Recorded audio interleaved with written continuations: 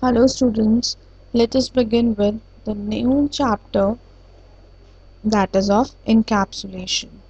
This is one of the principles of object-oriented programming. Now, what is encapsulation?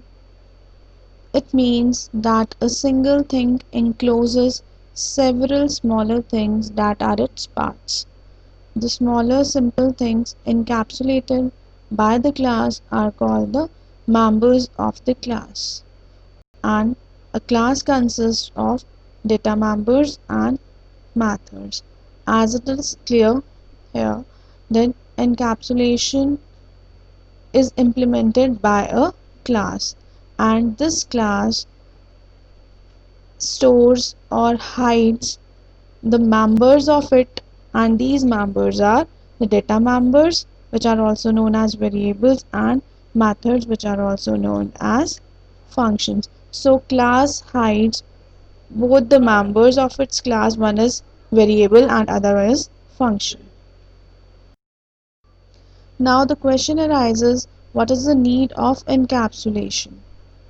First point is, user should not be concerned with unnecessary details, means the user should be provided with the information which is relevant for them, not unnecessary information which is not relevant to them should be provided to them.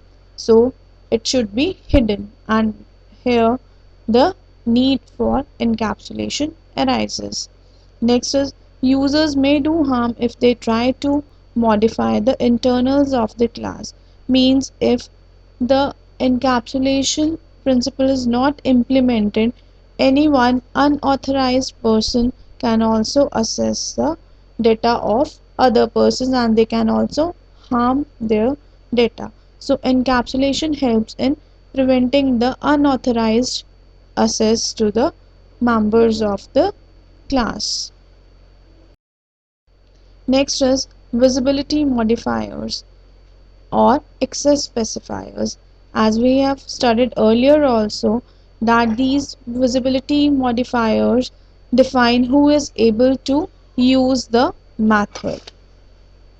Or in Java, we accomplish encapsulation through the appropriate use of visibility modifiers, or we can say access specifiers. So in simple terms, we will say that these visibility modifiers or access specifiers are used to implement encapsulation in Java. Means these first three keywords are used to control the accessibility of the data, and default one is not the keyword, as if we don't specify anything with the methods or the variables, it is a default access. So these access specifiers access control the access of the variables and the methods of the class, and hence help in implementing encapsulation. Public, private, protected, and default, that we have studied earlier also. Next one is scope of a variable. The scope determines the visibility of a program elements. Here elements are the variable or a method with respect to other program elements. In Java, scope is defined separately for classes and methods. First is, variables defined by a class have a global scope, means all the class variables or instance variables have a global scope, and variables defined by a method have a local scope, that are the variables declared inside a method that are also known as local variables have a local scope. And the scope defines where the variable or a method is accessible inside the program. And a scope is defined by a block, and it starts with opening curly braces and it ends with the closing curly braces. Hence these curly braces define the scope of the variables or the functions. A variable declared inside the scope is not visible outside. Let us say, for example, here variable n of integer type has been declared inside the curly braces, and if we want to assess this variable n outside the scope of this variable or outside the curly braces in which it is declared, this process is illegal because n is having a local scope and it cannot be assessed by the outside world. The visibility refers to whether you can use a variable from a given place in the program or not. As we have discussed, that scope is defined by opening and curly braces. So visibility specifies that whether a variable is accessible or visible inside a particular block or not. And Java offers following levels of scope and visibility. First is at class level, at method level, and in block level.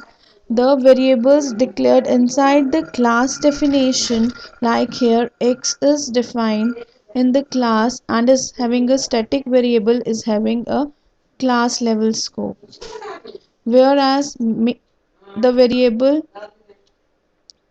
x which we are using in the main method is having a method scope or method level scope, whereas the innermost x is equal to 20, here the variable is declared inside a control statement if x is greater than 0, so innermost x is having a local scope or block level scope. So innermost rectangle is block level scope, middle one is method level scope, and outermost is the class level scope.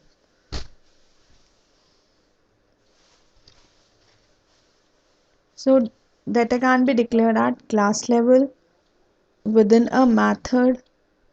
Within a method is the variable that is declared within a method is called local data. Next is resolving identifiers, which we will understand with the previous example also only. Now, what is resolving identifiers? If we have a global variable, a variable available to the entire class and its members is called a global variable with the same name as a local variable. A local variable is a variable declared inside a method or block.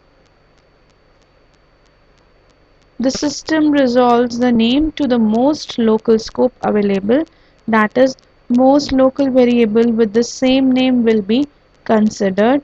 This means that a local variable having the same name as that of the global variable hides the global variable.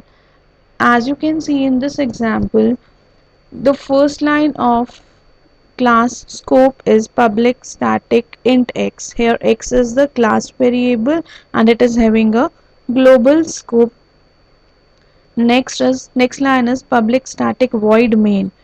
Inside main we have written system.out.println x. Here the value x will be printed, that is 10. Next is if x is greater than 0, as 10 is greater than 0, condition is true, we will enter this block, the innermost block. In this block what we have done is declared and initialized a variable x and given the value 20, and we are printing system.out.println x.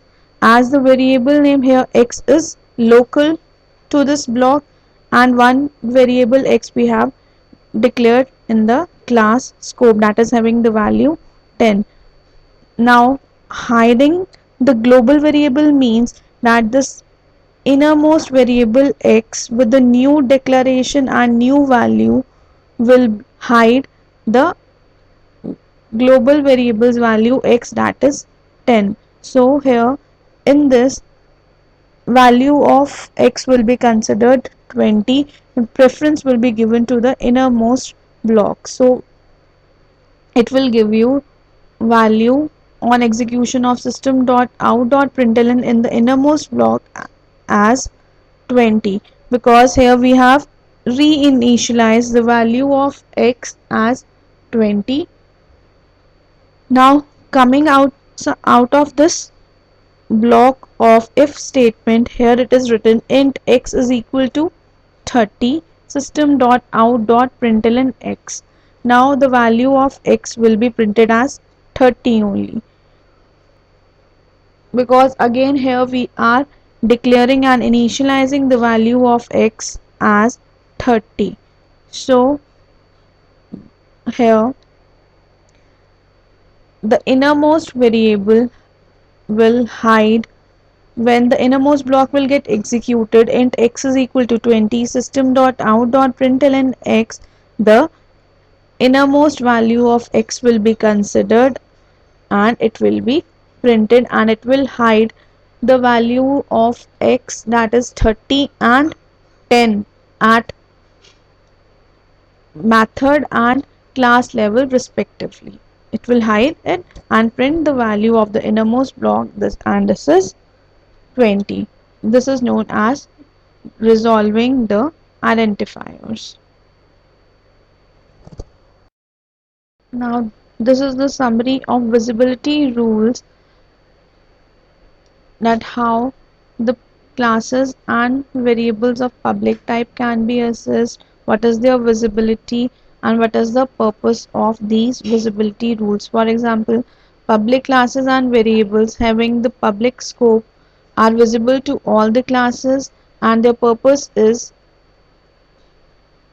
that methods and variables of interest to the users of the class, means they can serve the anyone, any of the users outside of the class. Next is protected classes and variables. The scope is protected. It is visible to classes outside the package that inherit the class, also to all classes in the package, and methods and variables of interest to third parties who may extend your classes, means as we have done earlier also, that this protected keyword is used in the case of inheritance. Next is the default access or private access.